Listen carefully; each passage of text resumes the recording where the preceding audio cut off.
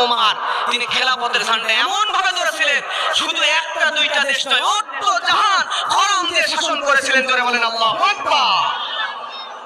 এরপরে দুই নাম্বার হচ্ছে সূরা কসসের তাফসীর করলেই পাবেন, মুসা আলাইহিস সালাম তিনি যখন হিজরত করে চলে গেলেন মাদাইনে, শুআয়ব আলাইহিস সালাম মাদাইনে বসবাস করেন। এই মাদাইনে যাওয়ার পরে উনি তখন কেউ নেই কাছে, একা একা লক্ষ্য করে দেখছেন তিনটা যুবতী মেয়ে দূরে দাঁড়ায় আছে আর সামনে একটা কূপ থেকে পুরুষ মানুষরা পানি নিচ্ছে। ওই তিনটা মেয়ে আসছে তাদের ছাগলগুলোকে পানি খাওয়ানোর জন্য, কিন্তু তারা পর্দার কারণে এই পুরুষদের মধ্যে ঢুকতেছে না। আমাদের সমাজের মেয়েরা দেখবেন মার্কেটে এমন ভাবে ঠেলে ঢুকে ওই মেয়েদের মধ্যে, মানে আমরা পুরুষরাই মনে হয় মেয়ে মানুষ হয়ে গেছে, আমাদের দামই দেয় না।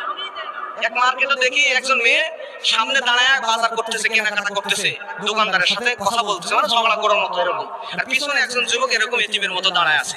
মুরব্বিরে জিজ্ঞেস করি, মুরব্বি